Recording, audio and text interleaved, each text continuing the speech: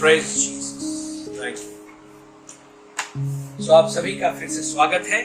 आज हम प्रकाशित वाक्य के 21वें अध्याय को लगभग समाप्त कर चुके हैं। 22वें अध्याय में हमने प्रवेश किया है और हमने पहले देखा कि प्रकाशित वाक्य के अंतिम 2 अध्यायों में उस विषय को यानी उस थीम को जो परमेश्वर ने उत्पत्ति में बनाया था, मतलब जिसकी योजना और जिसकी रचना परमेश्वर ने उत्पत्ति में ही की थी, उसी चीज को जो है हम नई सृष्टि या फिर अंत के प्रकाशित वाक्य में भी होता हुआ देखते हैं। हमने देखा परमेश्वर ने आकाश और पृथ्वी को बनाया उत्पत्ति 1:1 में। आदि में परमेश्वर ने आकाश और पृथ्वी की रचना की। तो जो सबसे पहला काम आदि में यानी प्रारंभ में जो परमेश्वर ने किया वो आकाश और पृथ्वी की रचना थी। यहाँ पर प्रकाशित वाक्य में उत्पत्ति 1:1 में लिखा है, आदि में परमेश्वर ने आकाश और पृथ्वी की सृष्टि की। तो आकाश और पृथ्वी का निर्माण करता परमेश्वर है। अगर हम अब इसको प्रकाशित वाक्य देखें 21 और 1 में, यानी प्रकाशित वाक्य उसका 21वां अध्याय और पहला वचन, ऐसा लिखा है, मैंने नए आकाश और नई पृथ्वी को देखा क्योंकि पहला आकाश और पहली पृथ्वी जाती रही। इसका मतलब जो पहले बना था वो खत्म हुआ, अब परमेश्वर ने नई रचना की। तो उत्पत्ति में जो बना प्रकाशित वाक्य में वो खत्म हुआ, बट वही चीज नई निर्माण हुई। तो पहला हमने देखा आकाश और पृथ्वी जो परमेश्वर नया बनाएगा। नंबर 2, उत्पत्ति में हम देखते हैं दुल्हन को।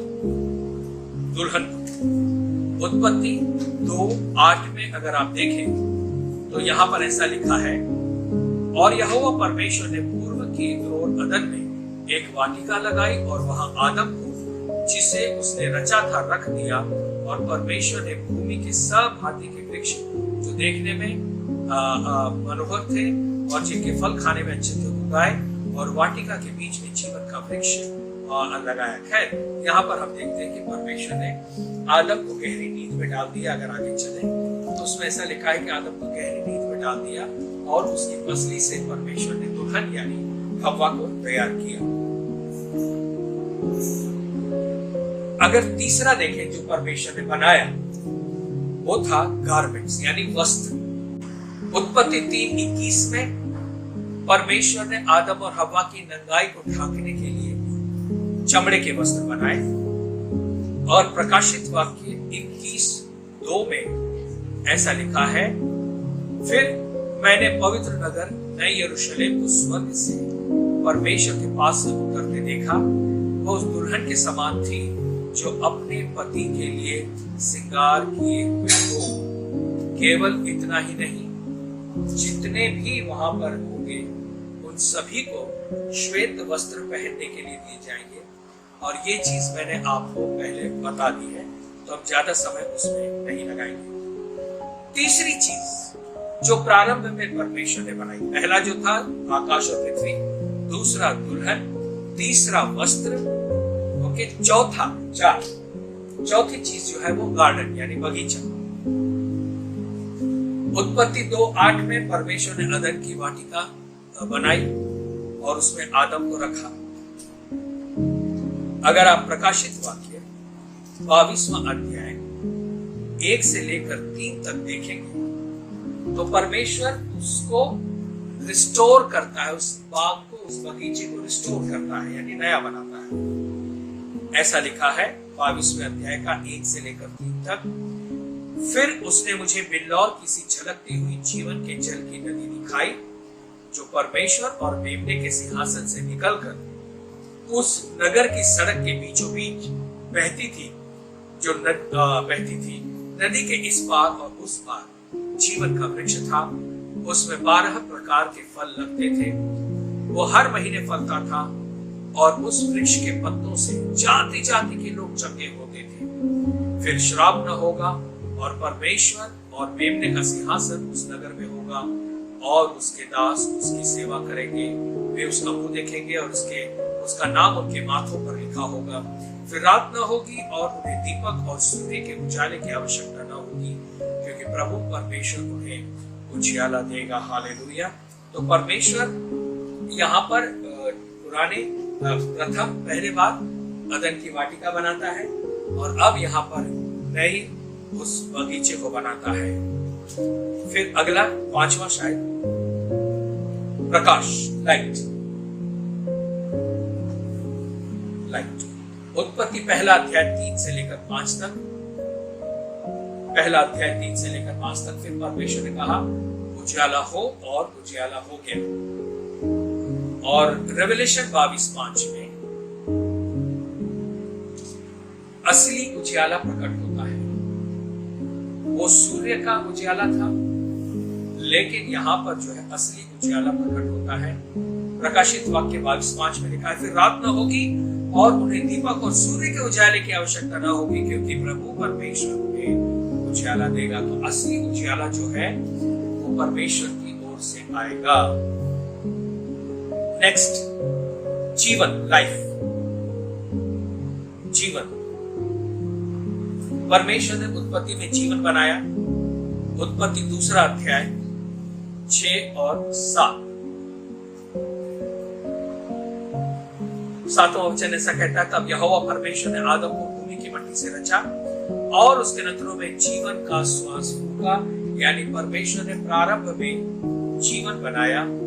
और अब उत्पत्ति में प्रकाशित वाक्य 22:17 से लेकर अगर आप 19 तक पढ़ें, प्रकाशित वाक्य 22वां अध्याय 17 से लेकर 19 में ऐसा कहता है और आत्मा और दुल्हन दोनों कहती है आ, सुनने वाले भी कहें आ, जो प्यासा हो वो आए और जो कोई चाहे वो जीवन का जल सेंध में ले। यहाँ पर जीवन की बात करता है, जीवन देता है।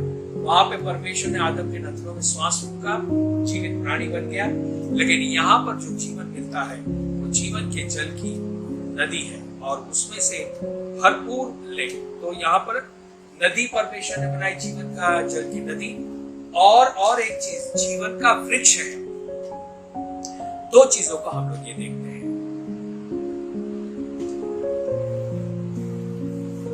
फिर नेक्स्ट, शहर। उत्पत्ति 4 और उसका 16-17।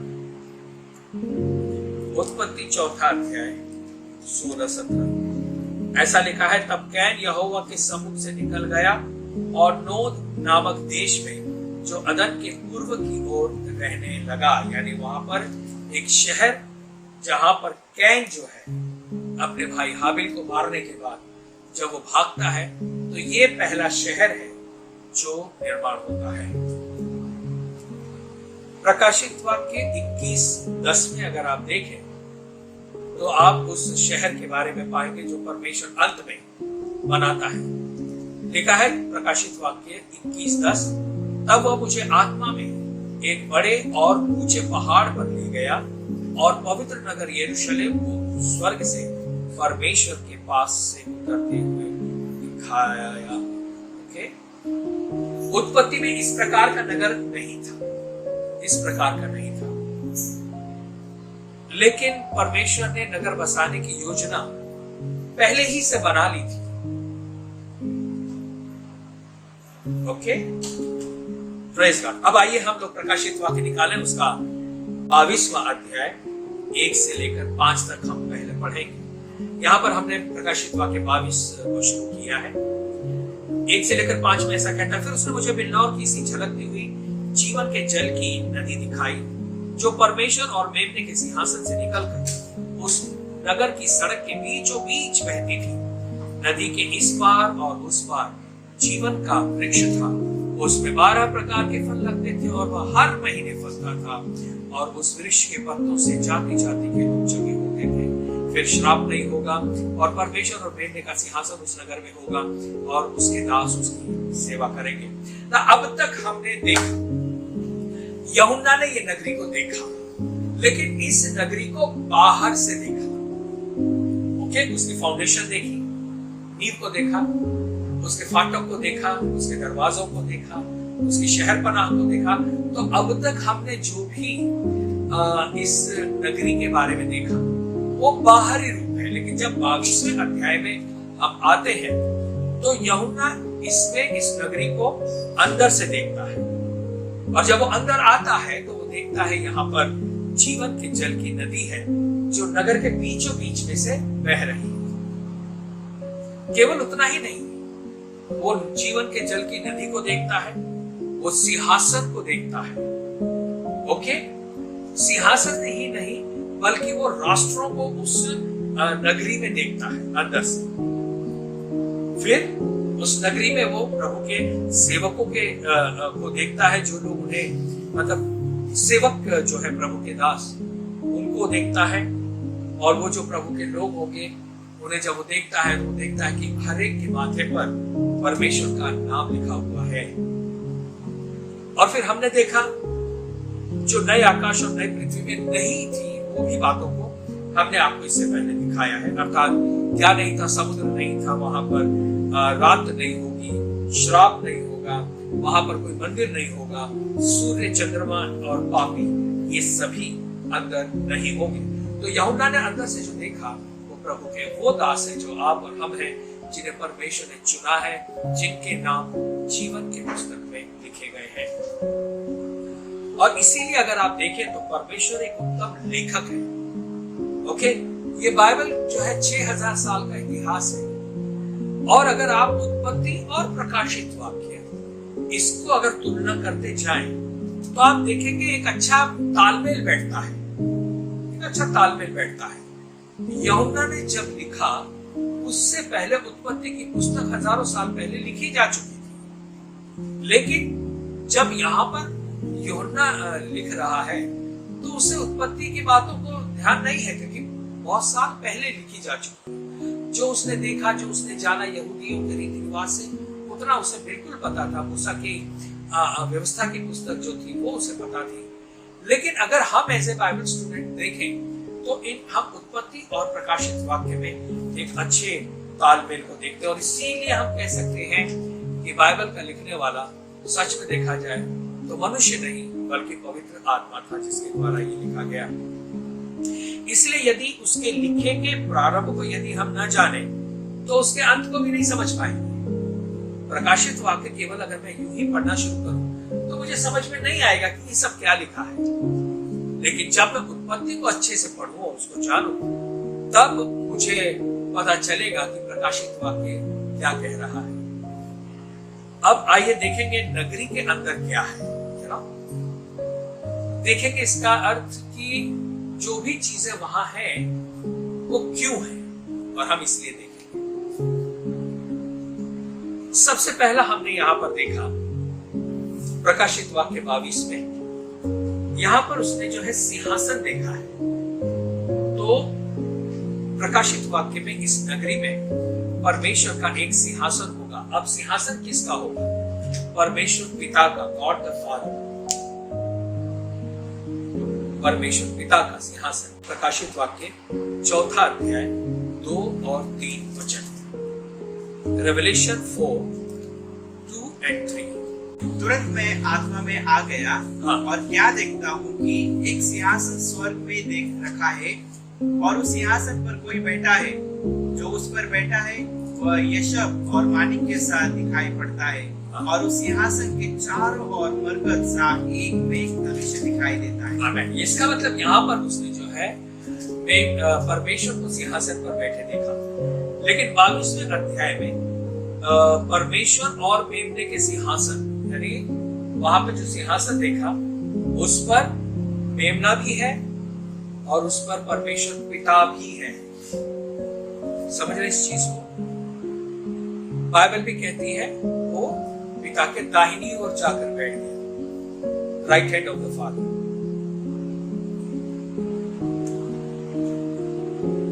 और यहां पे हम आपको बता रहे हैं ये जो नगरी है ये दुल्हन है ना। दुल्हन कौन है? दुल्हन ये लोग हैं। सी, हमने बाहर से नींव फाटक को देखा, और अब जो लोग अंदर हैं, दुल्हन है, उन्हें नाम भी दिया गया है। इन सभी बातों का अर्थ एक ही है कि सभी वायदे यानी प्रॉमिसेस जो परमेश्वर ने किए हैं, वायदे, वो सभी वायदे हर एक के लिए नहीं है। लिखा है जो जय पाएगा, यानी जो जय पाने वाले लोग हैं। जय पाने वाले लोग वो हैं जो जीवन की हर परिस्थितियों से होकर गए, लेकिन उन्होंने अपने विश्वास से समझौता नहीं किया। जो विश्वास योग्य बने रहे, ऐसे लोगों को जो है जय पाए हुए लोग कहते हैं। तो वायदे जितने भी हैं वो जय पाए हुए लोगों के। अब यहाँ पे हम लोग ने देखा प्रकाशित वाक्य के शुरू में कि परमेश्वर ने 7 कलीसियाओं का वर्णन किया, उनके पत्रों को हमने देखा, और 7 कलीसियाओं से जो वायदे किए गए थे उन वायदों को पूरा होते हुए हम यहाँ प्रकाशित वाक्य के अंतिम अध्याय में हम देखते हैं। अब यहाँ पे जब यूहन्ना आत्मा में उठा लिया जाता है और जब परमेश्वर के सिंहासन के पास आता है तो वो कुछ और बातों को देखता है और भी बहुत कुछ देखता है। यूहन्ना सिंहासन की ओर उस पर कोई बैठा है उसे देखता है। प्रकाशित वाक्य 4, 2 और 3 में जैसे हमने देखा उस हिसाब से। अब ध्यान देना, जो सिंहासन पे बैठा है वो परमेश्वर पिता है। परमेश्वर पिता है। देखिए, आप और हम बाइबल स्टूडेंट हैं, हमें इस चीज को पूरी तरह से जान लेना है कि पिता भी है और पुत्र भी है। अगर मैं कहूं कि क्रिसमस के दिन परमेश्वर पिता पैदा हुआ तो ये बात सही है या गलत है? क्या है, सही है या गलत है? गलत है। परमेश्वर पिता कैसे पैदा हो सकता है? परमेश्वर पैदा नहीं होता। हाँ, पुत्र जो था उसने मनुष्य रूप धारण करके वो मनुष्य रूप में पैदा हुआ। तो अगर हम कहें कि हम क्रिसमस मना रहे हैं तो किस खुशी में मना रहे हैं? यीशु मसीह के शरीर में पैदा होने की। हम ये नहीं कह सकते कि यीशु मसीह पैदा हुआ। यीशु मसीह तो आदि से था, लेकिन जो पैदा हुआ हम कहते हैं उसके अस्तित्व का पैदा होना नहीं कहते। 25 तारीख को परमेश्वर पैदा नहीं हुआ है। बाइबल शुरू से बताती है कि वो आदि से था। आदि से था यानी कब से था हम नहीं जानते हैं। अगर परमेश्वर पिता था तो परमेश्वर पुत्र भी आदि से था, लेकिन जो पैदा हुआ वो कौन था? परमेश्वर होते हुए भी उसने अपने आप को दीन किया और मानव जाति के पापों की क्षमा के लिए उसे मनुष्य रूप धारण करना पड़ा। तो जो मनुष्य रूप धारण करने के लिए मनुष्य रूप में आया, कुंवारी मरियम से वो पैदा हुआ, तो वो प्रभु यीशु मसीह जिसको आज हमने और आपने जाना है, क्योंकि वो इस दुनिया में आया। अगर वो परमेश्वर के ही जगह पर रहता और वो इस पृथ्वी पर नहीं आता, तो जैसे हम पिता के रूप को नहीं जानते हैं, यीशु मसीह को भी नहीं जान सकते। तो मनुष्य रूप में आया और ये बात हम जानते हैं। तो यहाँ पर सिंहासन पर यूहन्ना जो है वो परमेश्वर पिता को देखता है और सिंहासन के मध्य में वो मेमना को भी देखता है। प्रकाशित वाक्य 5वां अध्याय 6वें वचन। तो सिंहासन पर कौन कौन है, आप इस चीज को बताएं। सिंहासन पर परमेश्वर पिता है और प्रकाशित वाक्य में उसे मेमना कहा गया है। मेमना क्यों कहा गया है? क्योंकि वो बलिदान हुआ। सिंहासन पर वो कब बैठा? जब मनुष्य के पापों के लिए वो बलिदान हुआ और फिर वो उठा लिया गया और पिता के दाहिनी ओर जाकर बैठ गया। तो अब आपको समझ में आया मेमना प्रकाशित वाक्य में क्यों कहा गया है जब सिंहासन पर बैठने की बात आती है। तो यूहन्ना ने सबसे पहले शहर के अंदर जो है वो सिंहासन देखा और परमेश्वर पिता को और मेमने को देखा। नंबर 2, मैंने आपको बताया कि पिता को देखा। नंबर 2, मेमने को भी देखा है। नंबर 2, मेमना लैम्ब ऑफ गॉड, यानी उसने गॉड द फादर को देखा। अब आइए दूसरा उसने जो देखा वो परमेश्वर पुत्र को भी देखा। प्रकाशित वाक्य 5-6 जरा एक बार फिर से पढ़ लेंगे। प्रकाशित वाक्य 5वां अध्याय 6वां वचन।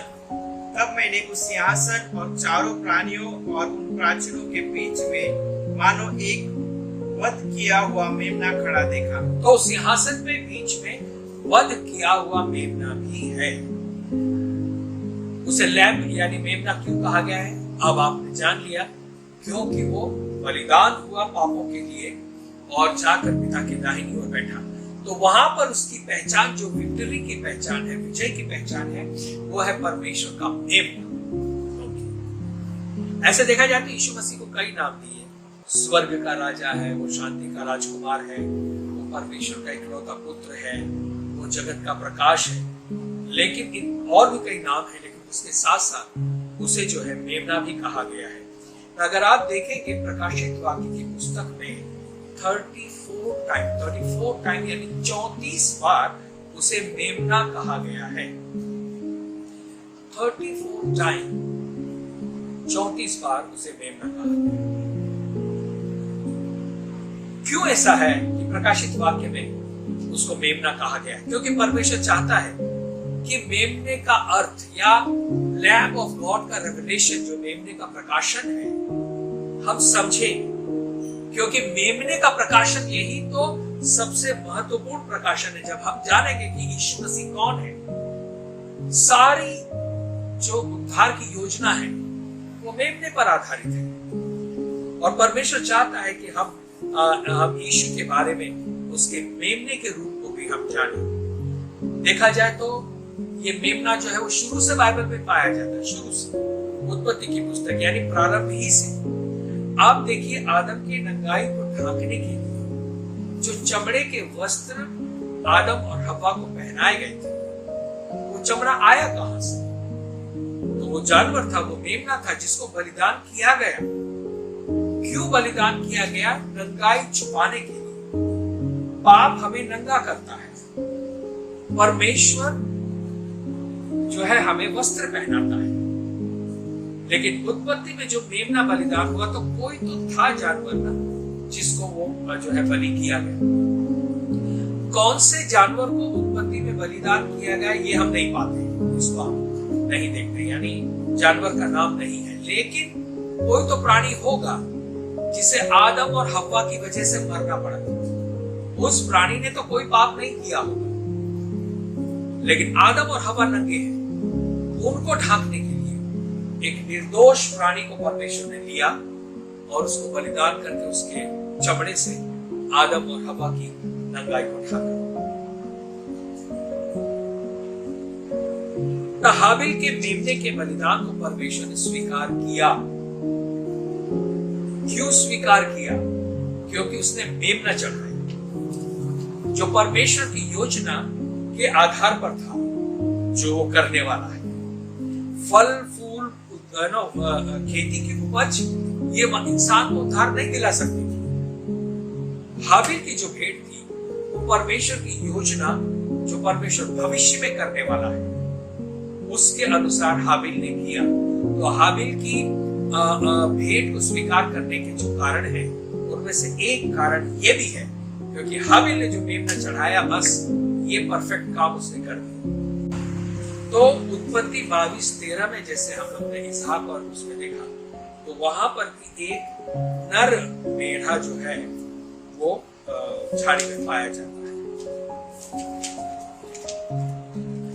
है। ये नर मेढ़ा जो है वो ये मेमना है जो बलिदान हुआ, ये उसका चित्र है।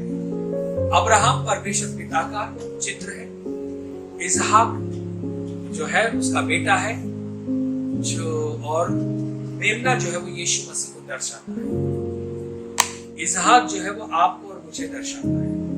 बलिदान मुझे होना चाहिए था, लेकिन इसहाक को होना चाहिए था। इसहाक बचाया गया और नर मेढ़ा जो है वो बलिदान। प्रकाशित वाक्य 5 में हमने देखा कि वो मेमने के रूप में सबके सामने आता है। अगर हम लोग उत्पत्ति यूहन्ना पहला अध्याय और 29 वचन को देखें, 29 वचन को, तो यहाँ पर यूहन्ना जो है वो यीशु मसीह का परिचय ये बोलकर नहीं कराता है कि देखो ये यूसुफ और मरियम का बेटा आ रहा है, या ये भी नहीं बोलता है कि जो आने वाला मसीहा है वो आया है। उसके नाम के आधार पर वो नहीं बताता है। यूहन्ना बपतिस्मा देने वाला यीशु मसीह का जो परिचय कराता है वो मेमना कह के कराता है। अब थोड़ा रुक जाए, ध्यान दें क्यों वो मेमना करके कराता है। उस समय सारे यहूदी लोग वहां पे जमा थे, बपतिस्मा लेने के लिए जो आए थे वो यहूदी थे। और जब यूहन्ना कहता है कि देखो वो परमेश्वर का मेमना है जो जगत के पापों को ले जाता है, तो यहूदी जो थे वो मेमने के महत्व को जानते थे। मेमने का बड़ा ही महत्व है मंदिर में और आराधना में और बलिदान के लिए। वो जानते थे कि मेमना बलि होगा तो हमारे पाप क्षमा होंगे। यहूदी रिवाज के हिसाब से हर साल उन्हें जो है मेमना बलि करना पड़ता था। मेमना बलि करना यानी उनके पाप एक साल के लिए ढक गए। फॉर एग्जाम्पल, जैसे बारिश आने वाली है, मैंने छतरी लगा ली है, तो जब तक छतरी मेरे ऊपर है मैं गीला नहीं हूं। ठीक उसी तरह से परमेश्वर का जो क्रोध है वो पापियों पर आता है। लेकिन ये जो बलिदान की छतरी है, हर साल जानवर बलिदान करो, उस साल हम बच गए। क्यों यहूदी हर साल मेमना बलि चढ़ाते थे परिवार के लिए और राष्ट्र के रूप में? उसका कारण यह होता था कि अगर अब तुमने बलिदान चढ़ाया है तो एक साल भर तक के लिए परमेश्वर का क्रोध हम पर नहीं आएगा। इसका मतलब पाप तो फिर भी करते थे, तो छतरी में छेद तो हो जाता था, लेकिन उस छेद को बंद करने के लिए जानवर काट दिया, उसका लहू वहां लगा दिया और साल भर के लिए छुट्टी। नेक्स्ट ईयर तक फिर से छतरी में छेद हो गया, तो फिर से उनको बलिदान चढ़ाना पड़ता था, फिर से वो जानवर का लहू लेक जाते हैं। इस तरह से वो हर साल मेमने को चढ़ाया करते थे। तो उन्हें मालूम है मेमना वो है जो हमें परमेश्वर के क्रोध से, परमेश्वर के दंड से बचाता है। और यूहन्ना इस चीज को बताता है कि जो छतरी तुमने लगा रखी है, जो बार बार फट रही है, क्योंकि जानवरों के लहू से या भेड़ और बकरियों के लहू से पाप की क्षमा नहीं है, पापों का छुटकारा नहीं है। हाँ, वो छतरी में आपने होल बंद कर दिया है, पैबंद लगा लिया है, थोड़ा बंद कर दिया है, लेकिन वो फिर से फटेगा, फिर से परमेश्वर के क्रोध के सामने हमें आना पड़ेगा। और इसीलिए ये जरूरी है कि कोई परफेक्ट सिद्ध बलिदान हो, कोई तो ऐसी छतरी हो जो फटेगी नहीं। और इसीलिए यूहन्ना ने लोगों को बताया, देखो ये मेमना है, यानी वो मेमना है जो जगत के पापों को उठा ले जाता है। खैर, यहाँ पर प्रकाशित वाक्य में भी उसे मेमना कहा गया, इस नगरी में उसे मेमना कहा गया है। हाँ, इससे पहले अगर हम देखें प्रकाशित वाक्य में तो उसको राजाओं का राजा भी कहा गया है, लेकिन जैसे जैसे हम प्रकाशित वाक्य के अंत में आ रहे हैं, मेमना इस शब्द पर ज्यादा जोर दिया गया है। और हम और आप, ये जरूरी है कि यीशु मसीह को वो परमेश्वर के मेमने के रूप में भी देखें जो निर्दोष था, जिसने कोई पाप नहीं किया, लेकिन हम और आप पाप की वजह से नंगे हुए थे। हमारी हर बुराई परमेश्वर की नजर में बुरी थी, जिसकी वजह से मृत्यु या अनंत काल का विनाश हमारे लिए था। लेकिन परमेश्वर का धन्यवाद हो उस मेमने के लिए। तो यहाँ पे मेमना कहा गया क्योंकि मेमने की वजह से तो लोग उसमें आएंगे, नगरी में। समझ रहे हैं? आपको और मुझे उसमें प्रवेश करने की क्या बोलते हैं, लायकी कैसे आई, या हम कैसे इस लायक हुए कि हम अंदर प्रवेश करें? मेमने की वजह से। और इसीलिए यहाँ पर मेमने पे जोर दिया गया। तो यहाँ पर यूहन्ना ने जो है पहला क्या देखा? सिंहासन देखा, ओके, सिंहासन पे परमेश्वर पिता को बैठे देखा। दूसरा, उसने परमेश्वर का मेमना देखा। तीसरा जो उसने क्या देखा? नदी देखी है, नदी है, जीवन के जल की नदी या नदी देखी है। नदी जो है वो परमेश्वर पवित्र आत्मा को दर्शाती है। ठीक है, नदी क्या है? पवित्र आत्मा को दर्शाती है। प्रकाशित वाक्य 4 अध्याय का 5वां वचन, रेवलेशन 4:5। नदी जो है वो पवित्र आत्मा को दर्शाती है। तो अब तक हमने देखा उस नगरी में परमेश्वर पिता है, परमेश्वर पुत्र मेमने के रूप में है, नंबर तीसरा परमेश्वर पवित्र आत्मा है। हम पढ़ेंगे प्रकाशित वाक्य 4 अध्याय का 5वां वचन। सिंहासन में से बिजलियां और गर्जन निकलते हैं और सिंहासन के सामने आग के 7 दीपक जल रहे हैं। वे परमेश्वर की 7 आत्माएं हैं। दीपक चल रहे हैं और वो परमेश्वर की 7 आत्माएं हैं। तो यहाँ पर नदी को देखते हैं। ये वो नदी है जो सिंहासन से बहती है। ये ऐसी नदी है जो परमेश्वर पिता और पुत्र से बहती हुई आती है। यहाँ पर हम पिता, पुत्र और पवित्र आत्मा जो नदी के रूप में है उनको हम देखते हैं। तो अब यूहन्ना ने क्या देखा वहां पर कि इस नगरी के बीच में पिता, पुत्र और पवित्र आत्मा है। लेकिन यहां पर हम देखते हैं 22वें अध्याय में मेमना, नदी और सिंहासन ऐसा लिखा है। मेमना, नदी और सिंहासन। सिंहासन परमेश्वर पिता, नदी पवित्र आत्मा, मेमना यानी यीशु मसीह।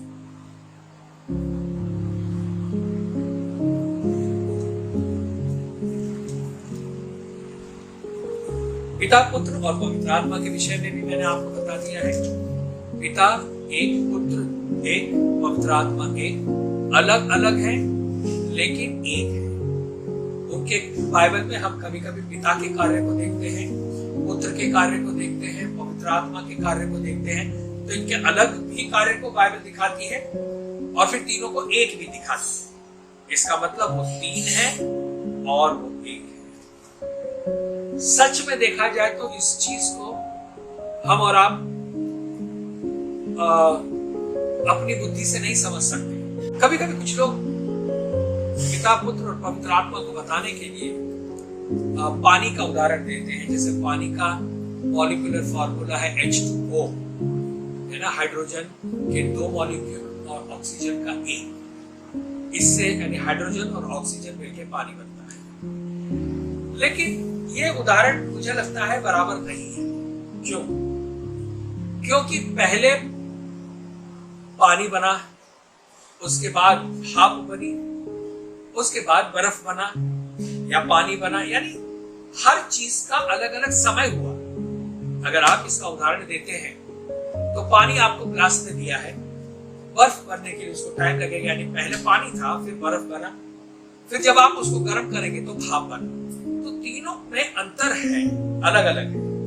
लेकिन ये उदाहरण सही इसलिए नहीं है क्योंकि वो अलग अलग समय पे नहीं आए, एक समय पर आए। यानी पिता, पुत्र और पवित्र आत्मा एक साथ एक है, ऐसा है। परमेश्वर के त्रिएकत्व को सच में देखा जाए तो हम और आप एकदम से नहीं समझ सकते, ये नहीं कह सकते यही है। ये बहुत ही गंभीर है, भेद है, और हम उसको तभी जानेंगे जब हम लोग उसके सामने आएंगे, एकदम आमने सामने, तब हम लोगों को बहुत सारी चीजें खुद कर मिल जाएंगी। अब परमेश्वर का अलग अलग व्यक्तित्व है लेकिन सिद्ध तरीके से एक है। परमेश्वर तीन है, परमेश्वर एक है। तीन दिखाया है और एक दिखाया है। इसका मतलब ये नहीं कि हम कहेंगे परमेश्वर तीन परमेश्वर है। नो नो नो, परमेश्वर एक ही है लेकिन उसके व्यक्तिमत्व तीन रूप में हम देखते हैं। तो यूहन्ना ने इस नगरी में पिता, पुत्र और पवित्र आत्मा को भी देखा है, यानी सिंहासन देखा है, मेमना देखा है और नदी देखी है। आइए चौथा उसने क्या देखा? उसने राष्ट्रों को देखा।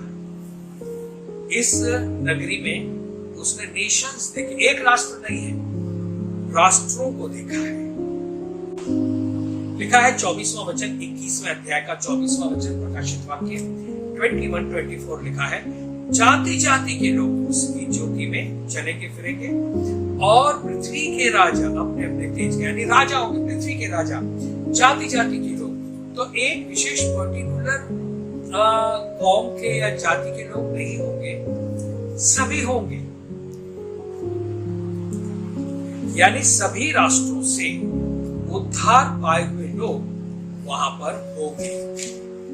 और इसीलिए यदि हम विश्वासी हैं ना, तो हम में जाति भेद हो ही नहीं सकता। समझ रहे हैं आप? परमेश्वर के राज्य में जाति भेद नहीं है। जो इंसानों ने बनाई हुई जाति है, ये ऊपर ये नीचे, ये भेद हम विश्वासियों में नहीं है। राष्ट्र यानी नेशंस, इसके लिए जिस ग्रीक शब्द का यहाँ पर उपयोग किया गया है वो है एथनोस, ETHNOS, एथनोस, ETHNOS, एथनोस। इसका मतलब है रेस, नेशन और पीपल, यानी जाति, राष्ट्र और लोग, रेस, नेशन एंड पीपल।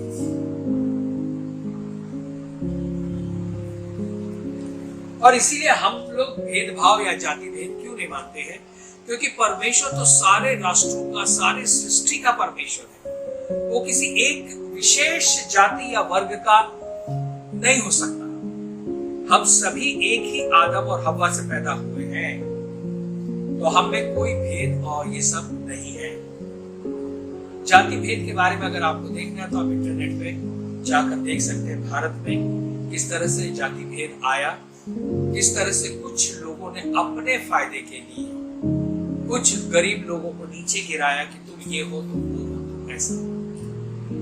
लेकिन बाइबल के हिसाब से बाइबल बताती है हर मनुष्य को परमेश्वर ने बनाया है। हर मनुष्य उसके अपने स्वरूप और समानता में बना है। वो रास्ते का भिखारी बेचारा हो या कोई अमीर हो, हर व्यक्ति परमेश्वर के स्वरूप और समानता में बनाया गया है।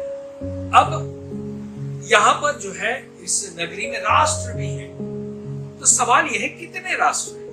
कितने राष्ट्र? बाइबल के आधार पर 70 राष्ट्र, 70 राष्ट्र। उत्पत्ति 10 के आधार पर, यानी शुरू में जो राष्ट्र बने थे वो 70 राष्ट्र थे। हम लोग यीशु मसीह के भी चुनने को देखते हैं। पहले उन्होंने 12 चुने, उसके बाद कितने चेले चुने थे? 70 चुने। मत्ती उसका 24वां अध्याय 14 वचन में लिखा है। क्यों 70 चुने? 69 या 71 क्यों नहीं चुने? क्योंकि परमेश्वर का उद्देश्य यह था कि राज्य का ये सुसमाचार सारे राष्ट्रों में प्रचार किया जाए। तो सारे राष्ट्र जब उत्पत्ति 10 के हिसाब से 70 राष्ट्र हैं, तो हर एक राष्ट्र के लिए परमेश्वर ने एक चेले को ठहराया। लूका 10:1 आप जानते हैं क्या है? परमेश्वर का राज्य का प्रचार सारे राष्ट्रों में होगा, तब अंत आएगा।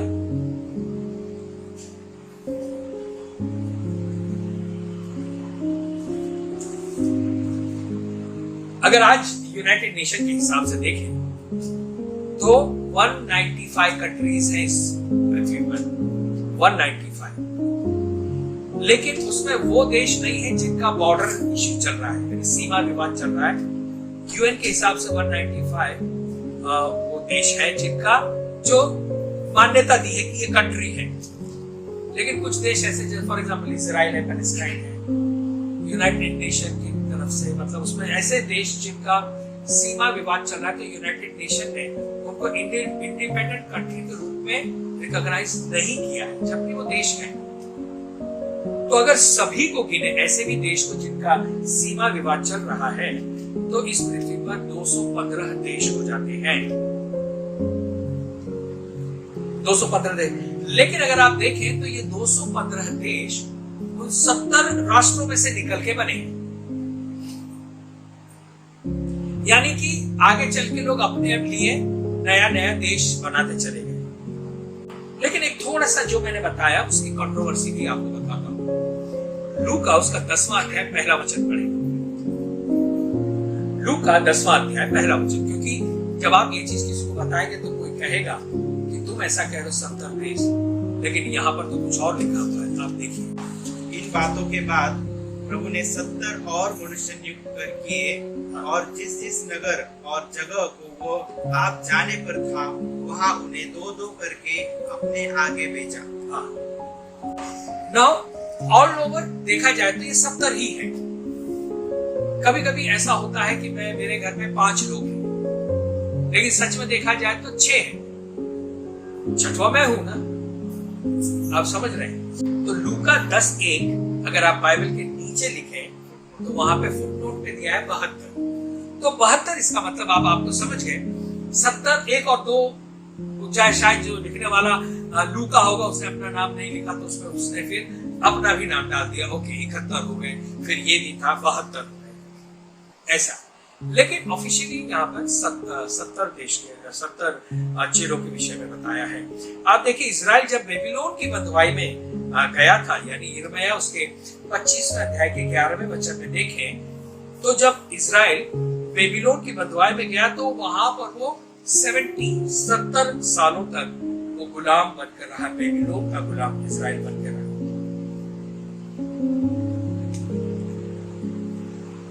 अगर हम एंटी क्राइस्ट के बारे में देखें, यिर्मयाह 25:11, यदि हम मसीही विरोधी को भी देखें, अगर आप देखें न्यायियों की पुस्तक उसका पहला अध्याय 7वां वचन, वहां पे एक व्यक्ति का नाम आया है अदोनी बेजेक। अदोनी बेजेक जो है, यानी न्यायियों की पुस्तक पहला अध्याय 7वां वचन, अदोनी बेजेक जो है वो मसीही विरोधी को दर्शाता है, एंटी क्राइस्ट को दर्शाता है। अगर आप देखें उस अदोनी बेजेक जो था, उसने 70 राजाओं पर राज्य किया, 70 किंग, और मसीही विरोधी भी 70 राष्ट्रों पर राज करेगा। एक और बुरा राजा था अहाब, दूसरे राजा में 10वां अध्याय पहले वचन में अगर आप देखें तो ये जो बुरा राजा था उसके भी 70 पुत्र थे। न्यायियों की पुस्तक 9:24, न्यायियों 9:24 निकाल के पढ़ेंगे। न्यायियों की पुस्तक 9वां अध्याय 24 वचन, जिससे यरूबाल के 70 पुत्रों पर किए गए उपद्रव का फल होगा। ओके, इसका मतलब यहाँ पे उसके कितने पुत्र थे? 70। अब आप समझ गए, यीशु मसीह ने 70 चेलों को चुनकर सुसमाचार सुनाने के लिए इसलिए भेजा ताकि सारे राष्ट्रों में सुसमाचार पहुंच सके, मत्ती 24:14 के हिसाब से। ओके, तो यहां तक अब हमने क्लियर किया। अब 5वां जल्दी से देखेंगे, और क्या उसने उस नगरी में देखा अंदर से। अब यहाँ जितनी भी बातें मैं आपको बता रहा हूँ ये सब अंदर की बातें हैं। अंदर क्या देखा? 5वां उसने देखा सेवकों या परमेश्वर की संतान, उसके बच्चे, आप और मैं। प्रकाशित वाक्य 21 और 7 को अगर आप देखें तो वहां पर लिखा है, जो जय पाए वही इन वस्तुओं का वारिस होगा, मैं उसका परमेश्वर होऊंगा और वो मेरा पुत्र होगा। तो यहाँ पर हम लोग, आप और मैं, जो परमेश्वर के बेटे और बेटियां हैं, हम भी वहां पर होंगे। तो इस वचन में हमने देखा कि वहां रहने वालों को क्या कहा गया है? परमेश्वर के पुत्र कहा गया है। ओके, आप वचन लिख लें। यूहन्ना 1:12 में भी परमेश्वर का पुत्र कहा गया है हमें। जॉन चैप्टर 1:12, देन पहला यूहन्ना 3:1, 1 John 3:1, we are called the children of God. यहां पे भी हमें परमेश्वर की संतान बताया गया है। अब ये रिश्ता दर्शाता है कि हम वहां क्यों होंगे। तो 2 चीज है, एक सेवक, दूसरा पुत्र। विश्वासियों को सेवक कहा गया है, इसका मतलब हमें वहां कुछ करना है। सेवक है तो वो कुछ करता है। जैसे अदन की वाटिका में काम करने के लिए आदम को रखा गया था ना, वहां पे ऐसे रहने के लिए नहीं, काम करने के लिए। तो अगर आप और मैं नए यरूशलेम में हैं तो वहां पे हम सेवक हैं, काम के। आदम को क्या हुआ? पृथ्वी को अच्छे से संभालने का काम दिया गया। हमारा जो स्तर है वो स्वर्गदूतों से भी ऊपर है। बाइबल बताती है, पहला कुरिन्थियों 6वां अध्याय 3 वचन, 1 Corinthians 6:3 में, कि मैं और आप स्वर्गदूतों का न्याय करेंगे। ठीक है। नए नियम में दास या सेवक, ये शब्द जो है 155 बार आया है नए नियम में। नए नियम में दास या सेवक, ये 155 बार आया है। और अगुआ या लीडर, ये शब्द 40 बार आया है। तो कौन से नाम को ज्यादा कहा गया है, लीडर को या सेवक को? लेकिन हम अपने आप को लीडर का टाइटल देना चाहते हैं, सर्वेंट का नहीं, और यहीं पे कहीं हम चूक जाते हैं। प्रेरितों ने अगर आप देखें तो किसी ने अपने आप को अगुआ नहीं बल्कि दास कहा है, सेवक कहा है। रोमियो 1:1 में अगर आप देखें तो पौलुस अपने आप को कहता है मसीह का दास। फिलिपियों 1:1 में भी दास कहा गया है। आप लिख ले, प्रेरितों ने स्वयं को दास कहा है। कहां कहा है? रोमियो 1:1, फिलिपियों 1:1, याकूब की पत्री जेम्स 1:1 और यहूदा 1:1, जूड 1। अगर आप देखें याकूब और यहूदा यानी जेम्स और जूडा, यहूदा, ये लोग यीशु मसीह के भाई थे। ओके, भाई थे, एक ही परिवार से थे, यानी यूसुफ और मरियम की ही संतान थे। लेकिन उन्होंने भी अपने आप को यीशु मसीह का सेवक या दास कहा है।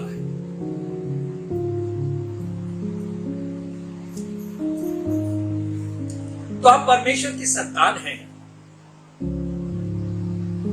हम परमेश्वर की संतान है, इसका मतलब ये नहीं है कि हमें कुछ करना नहीं होगा। सच में देखा जाए तो परमेश्वर हमसे ज्यादा अपेक्षा रखता है। और छठवां स्वर्गदूत, वहां पर वो क्या देखता है? स्वर्गदूत। जल्दी समाप्त करेंगे, 7 बातें बता। प्रकाशित वाक्य 22:8 और 9 ऐसा लिखा है, मैं वही यूहन्ना हूं जो ये बातें सुनता और देखता था। जब मैंने सुना और देखा तो जो स्वर्गदूत मुझसे बातें कर रहा था, यानी ये जो स्वर्गदूत उसे कहां दिखाई दिया है? नगरी के अंदर में। स्वर्गदूत मुझे ये बातें दिखाता था। मैं उसके पांव पर दंडवत करने के लिए गिर पड़ा, पर उसने मुझसे कहा, देख, ऐसा मत कर, क्योंकि मैं तेरा और तेरे भाई भविष्यद्वक्ताओं और इस पुस्तक की बातों के मानने वाले का संगी दास हूं। परमेश्वर को दंडवत कर। तो यहाँ पर स्वर्गदूत भी अपने आप को नम्र मानते हैं। यहां पर हमने देखा स्वर्गदूत ने उससे यूहन्ना से कहा, मैं तेरा संगी दास हूं, यानी तेरे साथ में रहने वाला, संग रहने वाला, मैं तेरा दास हूं। लेकिन वो कहता है दास ही नहीं बल्कि मैं तेरे ही जैसा हूं। इसका मतलब वो क्या बताना चाहता था कि जिस तरह से तू परमेश्वर की सेवा करता है, मैं भी करता हूं। स्वर्गदूत भी परमेश्वर की सेवा, यानी जिस तरह से तुम करते हो सेवा, स्वर्गदूत कहता है मैं भी करता हूं। और इसी की वजह से इस नगरी में जो है घमंड की भावना नहीं होगी, सभी में नम्रता पाई जाएगी। मैं आपको सच बताऊं, यदि कोई तुम में बड़ा बनना चाहे तो वो अपने आप को दास बनाए। ये स्वर्गीय राज्य का सिद्धांत है। जिस दिन से मैं अपने आप को सोचूंगा कि मैं बड़ा हूं, मैं ये हूं, मैं हूं, इसका मतलब वो मेरे आगे चल के गिरने का कारण बनेगा। मैं वो नहीं पहुंच पाऊंगा जहां परमेश्वर मुझे पहुंचाना चाहता है। क्योंकि अगर मैं ये सोचूं कि मैं पास्टर हूं तो मेरे में ईगो आ जाएगा, घमंड आ जाएगा। और अगर कोई मुझे केवल कहेगा डैनियल इधर आओ, तो मुझे बुरा लगेगा कि यार इसको अक्ल नहीं है क्या, मैं पास्टर हूं, इसने मुझे पास्टर डैनियल क्यों नहीं बोला। तो यहीं पे हम लोग मार खा जाते हैं, अपने आप को ये बोलने के लिए कि मैं ये हूं। नो, अगर कोई मेरा सादा से नाम ले ले तो मुझे अच्छा लगेगा, क्योंकि मेरी पहचान वही है। अगर कोई मेरा परिचय करता है कि प्रभु के दास आए तो मुझे अच्छा लगता है। लेकिन बिशप हो और भविष्यद्वक्ता, प्रॉफिट, ये और अपोस्टल हो, इन सारी चीजों को मैं इसके विरोध में नहीं हूं। लेकिन यहाँ पर जो हम स्टडी कर रहे हैं वहां पे बात हो रही है घमंड और नम्रता की। मेरे अंदर क्या है वो मुझे जांचना है। इसका मतलब जब वो स्वर्गदूत कहता मैं तेरा संगी दास और तेरे जैसा हूं, इसका अर्थ ये नहीं कि सभी के पास एक जैसा काम होगा ना। लूका निकाले 19:16 और 19, लूक 19 16 और 19 जल्दी से पढ़ेंगे। लूका 19वां अध्याय 16 से लेकर 19 तक।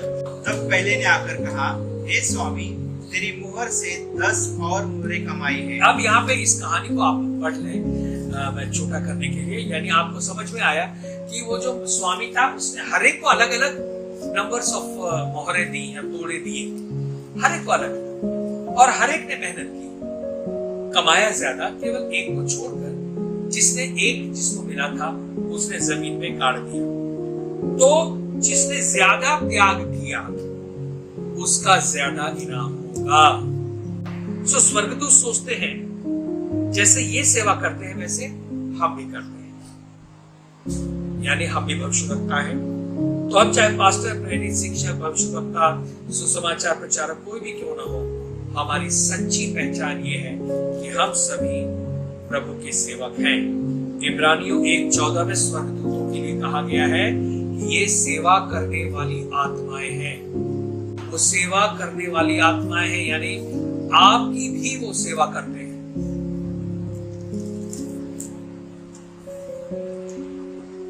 लास्ट हम देखेंगे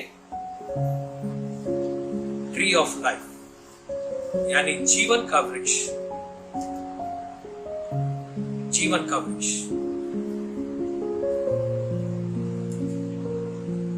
मार्ग, सत्य और जीवन कौन है? यीशु मसीह। उसमें से जीवन निकलता है।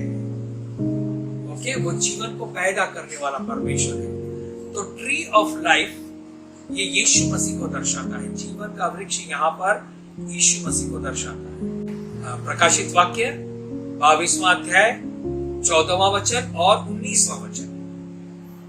प्रकाशित वाक्य 22, 14 और 19।